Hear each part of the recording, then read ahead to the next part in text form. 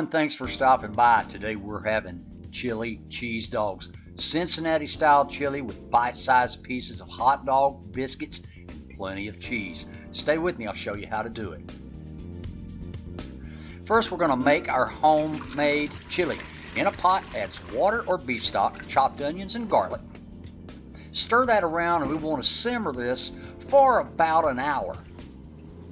And after that, we want to add our ground beef. Yes, we're putting it directly in the liquid. Take a tater masher, mince it up. We want it as thin as possible. Add some apple cider vinegar, Mater paste, some Worcestershire sauce, and the spices. The recipe and the directions is in the description box below this video. Bring that to a boil, then simmer for 2 hours. Set it aside when it's done. Let's get to the dogs. Just chop these dogs up into bite-sized pieces as well as the biscuits. We're going to put those in a bowl, cover them in butter, some garlic powder, parsley, and I'm also going to put cheese in this in a little bit.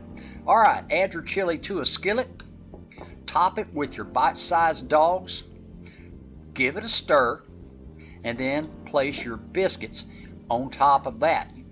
Top it off with more cheese. Throw that puppy in the oven for about 15-20 minutes at 350, and when it comes out, the biscuits are golden brown, the cheese is melted. Delicious way to eat chili cheese dogs. Now you can also substitute your own can of chili if you're pinched for time, but I just felt like making my own. Hope y'all give this a try. If y'all like this video, please like, subscribe, and comment. Thanks so much for stopping in, and until next time, bye-bye y'all.